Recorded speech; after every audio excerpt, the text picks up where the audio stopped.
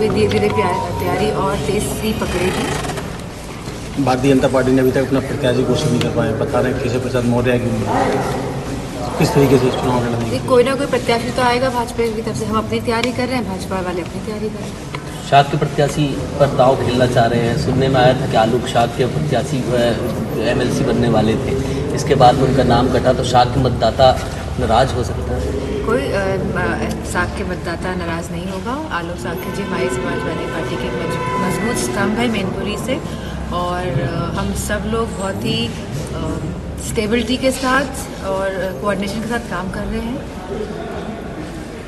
लगातार सांसद भाजपा के बृजभूषण सिंह का समाजवादी पार्टी विरोध करती रही है, अब चर्चा चल रही है कि राष्ट्रीय अध्यक्ष उनको टिकट देना चाह रहे हैं।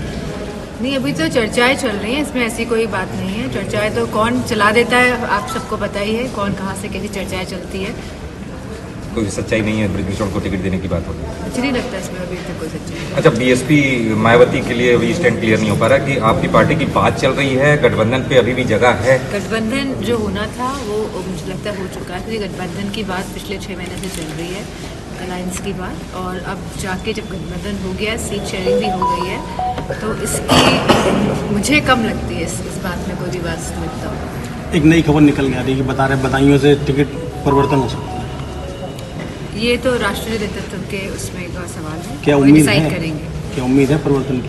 नहीं, मुझे इस बारे में कुछ नहीं पता, मुझे मैनपुरी के बारे में पता है। मैनपुरी की दिल्ली के मुख्यमंत्री अरविंद केजरीवाल का इस बार लोकसभा चुनाव में उनका कहना है कि इस बार धर्म और अधर्म का युद्ध है। लोग मैं धर्म समझती हूँ इस बार संविधान को बचाने का युद्ध है, और सभी पार्टियां जो संविधान के पक्ष में हैं, जो स्वतंत्रता के पक्ष में हैं, जो राजनीतिक, सामाजिक और आर्थिक न्याय जो जनता को मिले उसके पक्ष में है, वो सब पार्टियां एक साथ आ चुकी है, मजबूती के साथ चुनाव लड़ रही है। बीजेपी कह रही है समाजवादी पार्टी घबराई हुई है। मैनपुरी जो सीट बीजेपी जीतने जा रही है, तो उसको लेकर समाजवादी पार्टी लगातार मीटिंगें कर रही है, घर घर जाके दौर लगा हुआ है लोगों से मुलाकात करने के लिए।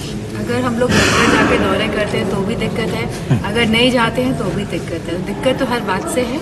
तो मैं मैनपुरी की जनता से कहना चाहूँगी कि मैं पूरे समर्पित होकर उनकी सेवा करने के लिए समाजवादी पार्टी की प्रत्याशी हूँ, और आप पूरा योगदान दीजिए। अगर भाजपा केशव प्रसाद मौर्य पे दाव खेलती है मैनपुरी लोकसभा सीट के लिए, कितना बड़ा चुनौती खड़ा कर सकते हैं?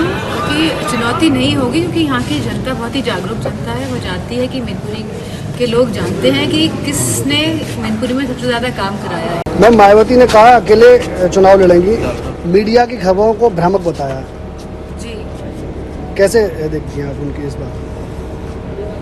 तो मायावती जी का बयान आया है, तो डेफिनेटली मीडिया वाले ही खबरें उड़ाते भी हैं, और विपक्ष पार्टियां प्लांट भी करती हैं खबरें, तो जो उनकी बात कही गई है तो मैं समझती हूँ सही है।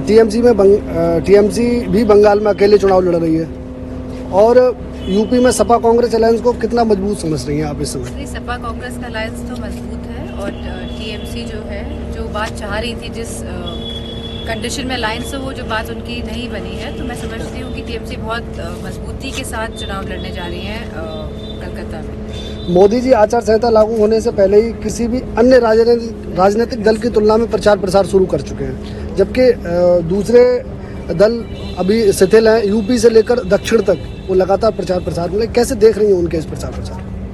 नहीं, वो प्रधानमंत्री जी हैं, वो भाजपा के बहुत प्रमुख नेता हैं, तो उन्होंने अपना प्रचार प्रसार शुरू कर दिया, तो ये अच्छी बात है।